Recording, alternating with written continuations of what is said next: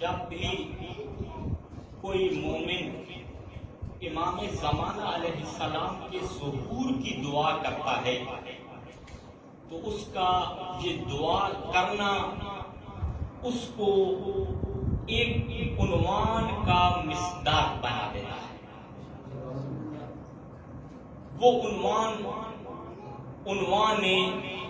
منتظرین امام زمانہ علیہ السلام کا ہے۔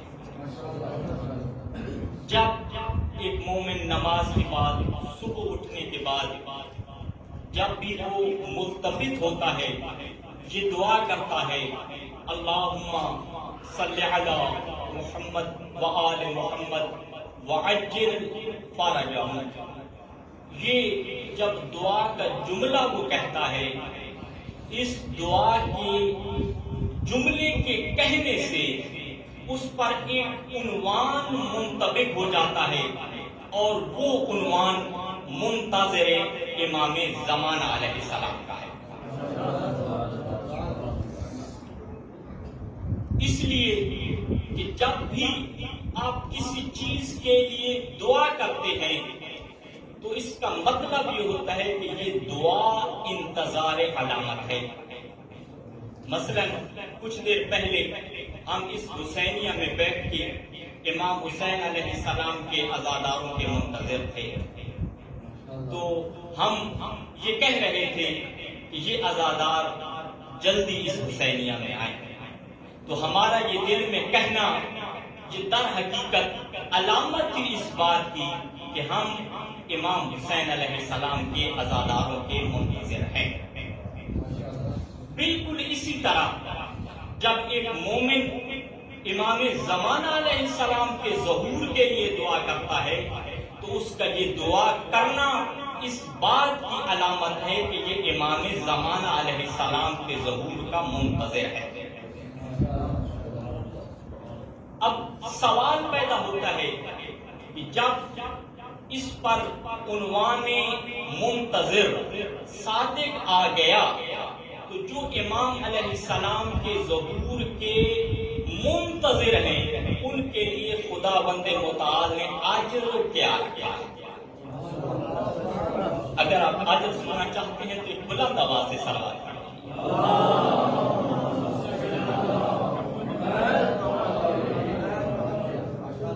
بہار سے روایت پڑھنے لگا ہوں، امام صادق علیہ السلام فرماتے ہیں من مات منکم علی ھذا الامر منتظرا لہو کان کمن کان فی فسطاط القائم، کہ جو آدمی امام زمانہ علیہ السلام کی معرفت و ولایت کا اقرار کرتے ہوئے اس دنیا سے رخصت ہو جائے، لیکن کس حال میں منتظرا لہو، وہ امام علیہ السلام کا منتظر بھی ہو، چاہے وہ مر گیا ہو، قبر میں چلا گیا ہو، لیکن امام صادق علیہ السلام فرماتے ہیں وہ قبر میں نہیں گیا بلکہ امام زمانہ علیہ السلام کے خیمہ میں گیا۔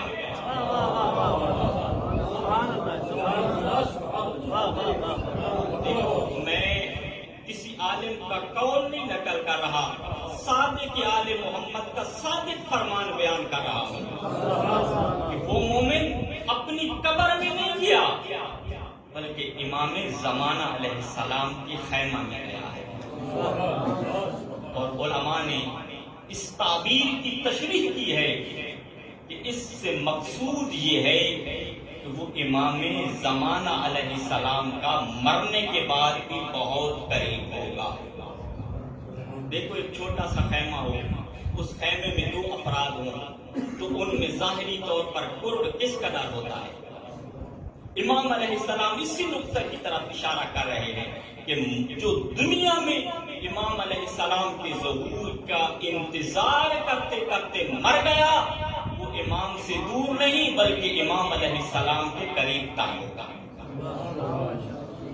اور پھر امام صادق علیہ السلام فرماتے ہیں المنتظر لامرنا کالمتشہد بدمہ فی سبیل اللہ، جو ہمارے قائم کے ظہور کا منتظر ہے، وہ ایسے ہے جیسے اللہ کے راہ میں زخم کھا کھا کے خون میں لت پت ہو جائے، جیسے اس مجاہد کا اللہ کے ہاں بڑا مرتبہ ہوتا ہے، اسی طرح اس انتظار کرنے والے کا اللہ کے ہاں مرتبہ ہے۔ ایک انتظار کرنے والے کو خداوند متعال کتنا بلند درجہ عطا فرماتا ہے۔ اور اگر ہم آگے بڑھیں تو اس سلسلے میں امام صادق علیہ السلام کا ایک اور فرمان موجود ہے، صلوات پڑھ دیجیے محمد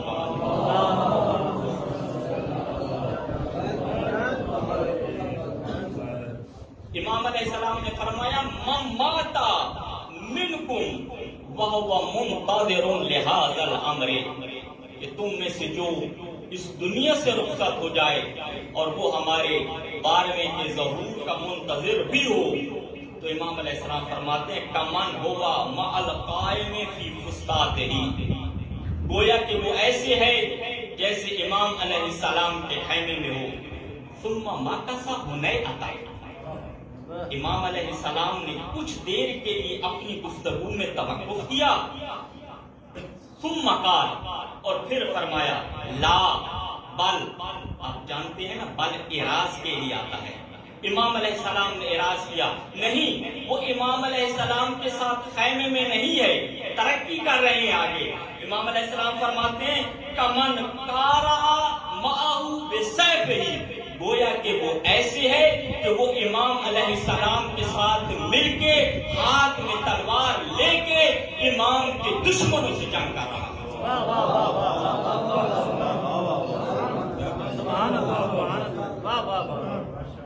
ثم قال، اور پھر فرمایا نہیں واللہ کمن استشہد مع رسول اللہ، نہیں بلکہ ایسے ہے جو حالت انتظار میں دنیا سے رخصت ہوا، وہ ایسے ہے جیسے پیغمبر اسلام صلی اللہ علیہ وآلہ وسلم کے قدموں میں جام شہادت نوش کیا۔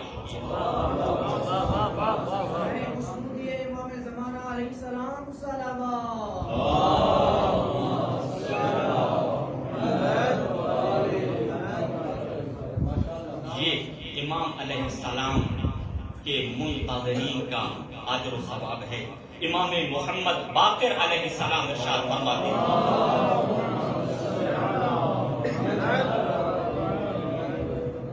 امام علیہ السلام فرماتے ہیں ما ضر من مات منتظرا لامرنا ان یموت فی وسط فسطاط المہدی وعسکرہ، کہ جو آدمی ہمارے قائم کے ظہور کا منتظر ہو، اسے اس بات کا خوف نہیں کرنا چاہیے کہ وہ امام علیہ السلام کی مائیت میں دنیا سے رخصت نہیں ہوا، امام علیہ السلام کے عسکر میں شامل نہیں ہوا، بلکہ انتظار کی حالت میں مر گیا ہے تو وہ یوں سمجھے میں امام کے عسکر میں شامل ہوں۔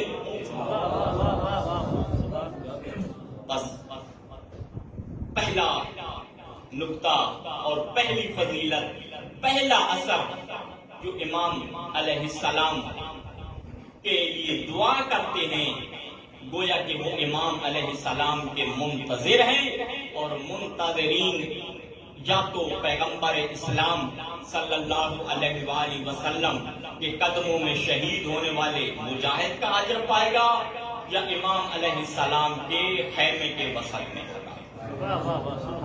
اور اگر میں گفتگو کو آگے بڑھاؤں تو اس روایت کو فقیہ کامل عالم عامل شیخ احمد بن محمد مقدس اردبیلی، آپ جاتے ہیں امیر المؤمنین علیہ السلام کی بارگاہ میں، حرم امیر المؤمنین میں اس فقیہ کی قبر ہے، حدیقۃ الشیعہ میں یہ روایت نقل کرتے ہیں کہ جو بھی امام علیہ السلام کے ظہور کے لیے دعا کرتا ہے، جو امام کے تعجیل ظہور کے لیے تڑپ رکھتا ہے، دعا کرتا رہتا ہے صبح و شام، اس کے فکر پر یہی دعا چھائی ہوئی ہوتی ہے، یا اللہ امام زمانہ علیہ السلام کا ظہور فرما۔ یہ عالم جلیل فرماتے ہیں خدا بند متعال اس کو یہ سعادت عطا کرے گا، چاہے اس دنیا سے رخصت ہو جائے، جب امام زمانہ علیہ السلام کا ظہور ہوگا تو اس کو یہ اختیار دیا جائے گا، چاہو تو امام علیہ السلام کی خدمت میں چلے جاؤ، چاہو تو قیامت تک عالم برزخ میں سوتے رہو۔ امام صادق علیہ السلام فرماتے ہیں ما من مؤمن یتمنى خدمتہ وَيَدْعُو لِتَعْجِيلِ فَرَجِهِ، کوئی بھی مومن ایسا نہیں جو دل میں یہ تمنا رکھتا ہو کہ میں امام کی خدمت کروں گا، جب امام زمانہ علیہ السلام کا ظہور ہوگا میں امام علیہ السلام کی نوکری کروں گا، اور وہ امام علیہ السلام کے تعجیل فرج کے لیے دعا کرتا ہے۔ امام علیہ السلام فرماتے ہیں جب وہ اس دنیا سے چلا جائے گا تو کیا ہوگا؟ الا اتاه آت علی قبرہ، اللہ کا فرشتہ اس کی قبر میں اس کے پاس آئے گا، وناداہ باسمہ یا فلان، اور اس کے نام سے فرشتہ آواز دے گا، قد ظہر مولا کا صاحب زمان، بندہ خدا اٹھی تمہارے امام کا ظہور ہو چکا ہے۔ وَإِنْ شِئْتَ فَقُمْ، اگر چاہتے ہو اٹھو، وَاذْهَبْ إِلَىٰ حضرت الامام، امام کی بارگاہ میں چلے جاؤ۔ وَإِنْ شِئْتَ فَنَمْ إِلَىٰ يَوْمِ الْقِيَامِ، إِلَىٰ يَوْمِ الْقِيَامِ، اور اگر تم چاہتے ہو کہ میں نہیں جاتا تو پھر قیامت تک سوتے رہو۔ امام علیہ السلام فرماتے ہیں فَيَرْجِعُ إِلَى الدُّنْيَا خَلْقٌ كَثِيرٌ، کہ جب یہ ملک جس کس کی قبر میں جائے گا یہ خلق کثیر قبر سے اٹھ کے امام زمانہ علیہ السلام کی بارگاہ میں پہنچے گی۔ وَيُولَدُ لَهُم مِّن نَسْلِهِم بَنُونَ، اور یہ امام علیہ السلام کے ساتھ اتنا عرصہ زندگی گزاریں گے، ان کی شادی ہوگی، ان کے بیٹے ہوں گے، اور امام کی نصرت کرتے کرتے یہ اس دنیا سے رخصت ہوں گے۔ بس خلاصہ یہ ہے اس نقطے کا کہ جو آدمی امام زمانہ علیہ السلام کے ظہور کا منتظر ہو کے اس دنیا سے گیا ہے اسے پریشان نہیں ہونا چاہیے، اسے یہ سعادت ملے گی جب بھی زہرا کے بیٹے کا ظہور ہوگا یہ امام کی خدمت میں پہنچے گا۔ صلوات پڑھ لیجیے۔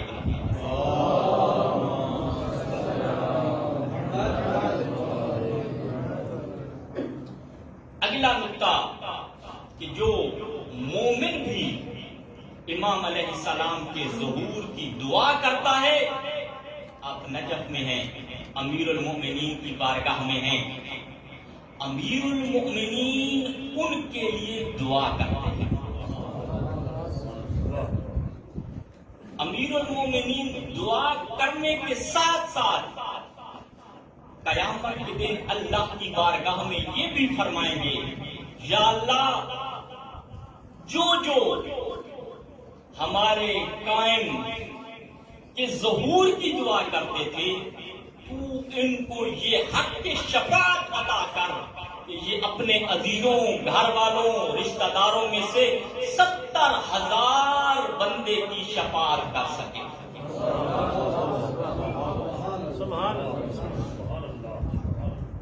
امیر المومنین کا فرمان میں آپ کی خدمت میں بیان کرنے لگا ہوں، آپ بلند آواز سے ایک صلوات سنائیں۔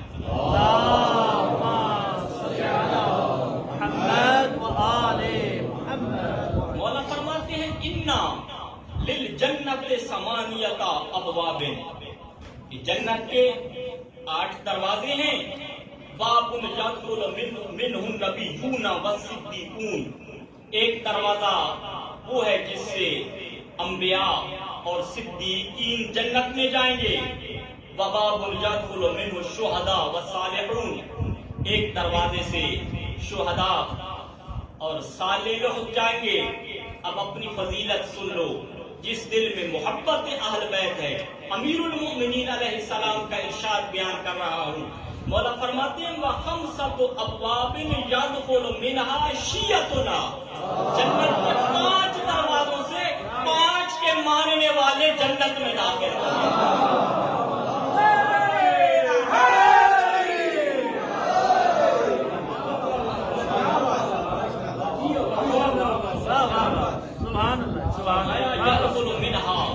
شیعتنا، 5 دروازوں سے ہمارے شیعہ و محبونا، ہمارے محب جنت میں داخل ہوں گے.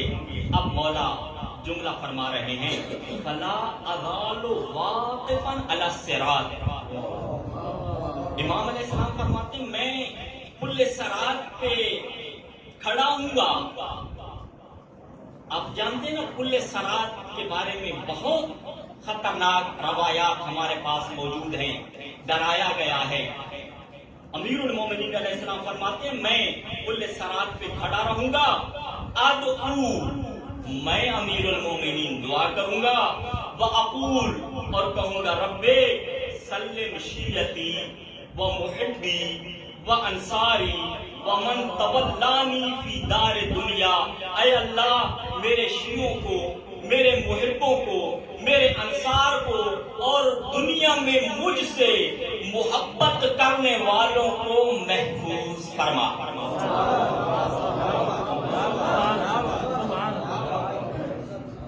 امیر المؤمنین پل صراط پہ کھڑے ہو کے اپنے شیعوں کے لیے، محبوں کے لیے، اپنے انصار کے لیے یہ دعا کریں گے.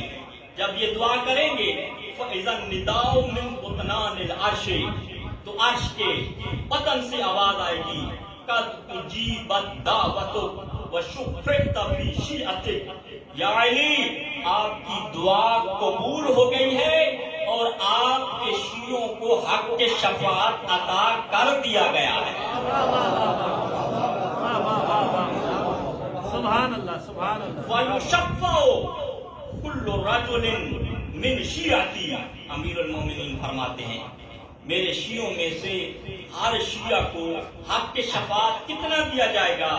فرمایا فی 70,000 من جیرانہ و اقربائہ، اپنے اقربا، جیران، دوست، محب، ان میں سے 70,000 کی شفاعت کرنے کا اختیار خداوند متعال اپنے ان شیعوں کو عطا کرے گا جن کے لیے امیر المؤمنین دعا کر رہے ہیں.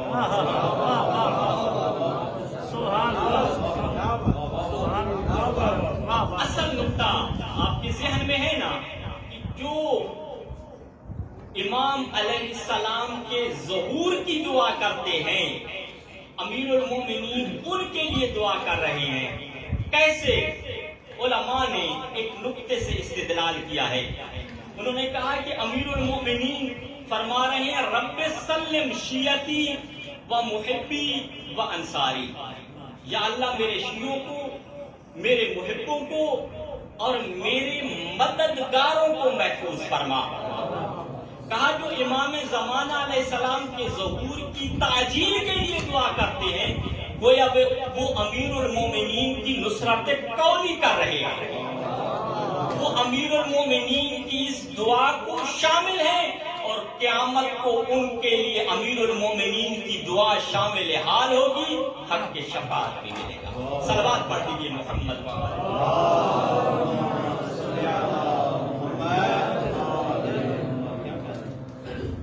اور اگلا انعام ان مؤمنین کے لیے جو امام علیہ السلام کے ظہور کی دعا کرتے ہیں. داؤد بن سرحان امام صادق علیہ السلام کے صحابی ہیں. وہ روایت کرتے ہیں کہ جو بھی امام علیہ السلام کے ظہور کی تعجیل کے لیے دعا کرتے ہیں ملائکہ ان کی مغفرت کی دعا کرتے ہیں. وہ امام علیہ السلام کے ظہور کے لیے اپنے ہاتھوں کو بلند کیے ہوگا، ملائکہ اسی محفل میں اس کی مغفرت کی دعا کر رہے ہیں۔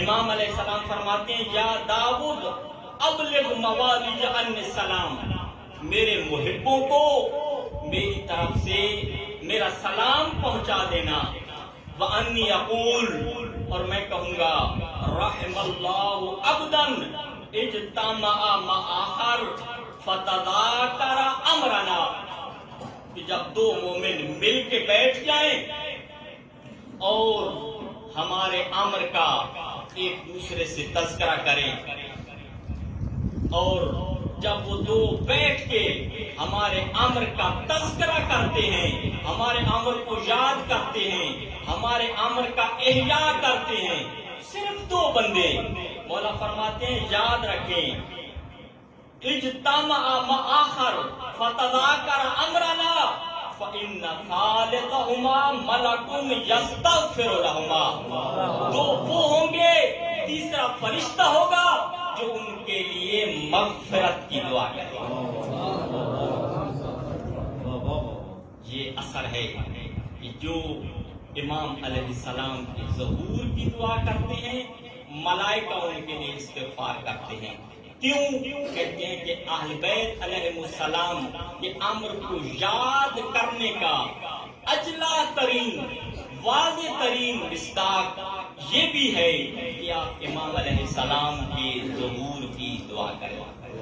جب آپ امام زمانہ علیہ السلام کے ظہور کی دعا کر رہے ہوتے ہیں تو گویا کہ آپ اہل بیت علیہ السلام کے امر کا تذکرہ کر رہے ہوتے ہیں، اہل بیت علیہ السلام کے امر کا احیاء کر رہے ہوتے ہیں۔ صلوات پڑھ دیجیے محمد وآلہ۔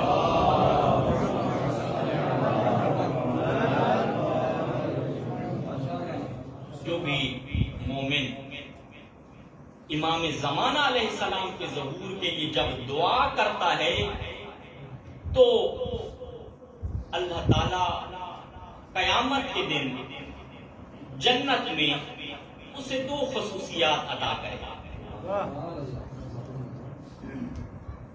جب وہ جنت میں پہنچے گا تو خدا بند متعال اس سے جنت کے حکام میں سے ایک حاکم قرار دے گا کہ تم جنت کے حکام میں سے ایک حاکم ہو۔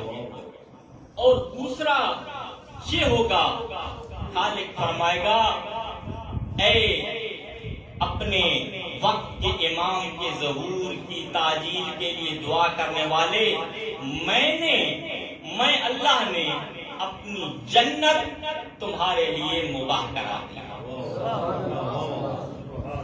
یہ دو انعام اس کو ملیں گے۔ دلیل اس پر امام علیہ السلام کا فرمان ہے۔ امام محمد باقر علیہ السلام فرماتے ہیں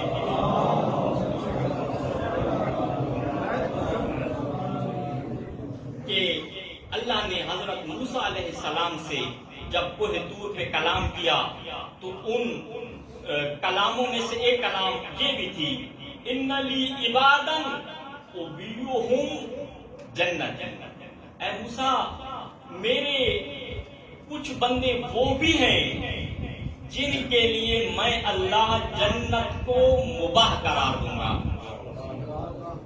وَأُحَكِّمُهُمْ فِيهَا، اور جنت میں میں ان کو حکام بنا دوں گا۔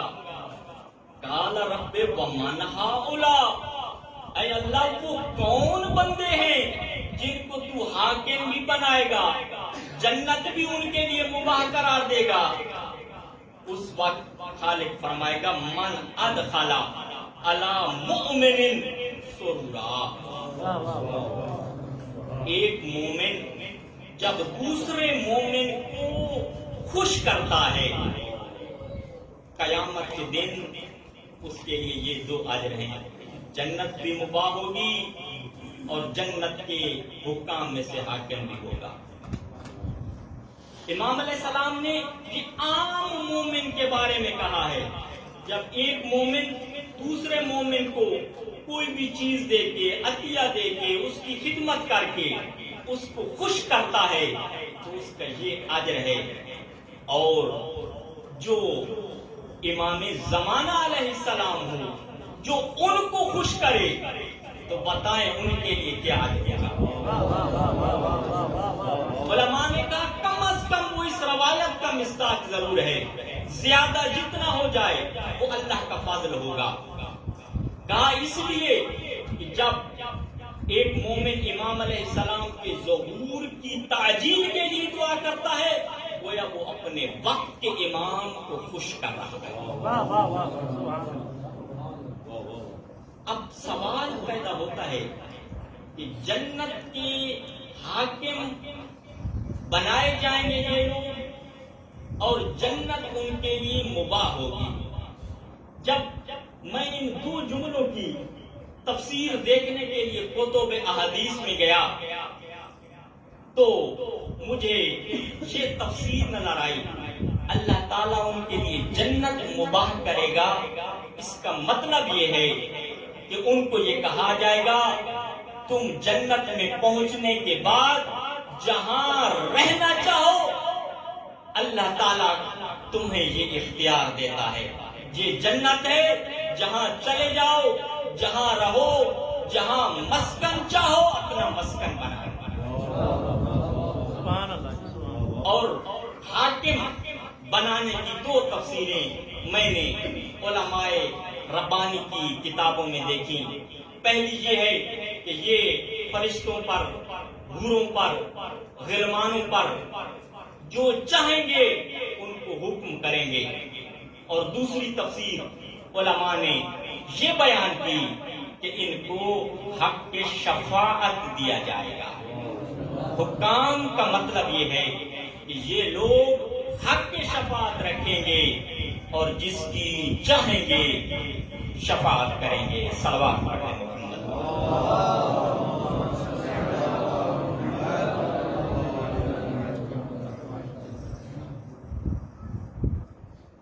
سامعین محترم، لاکھ علم کے دریا بہا دیے جانے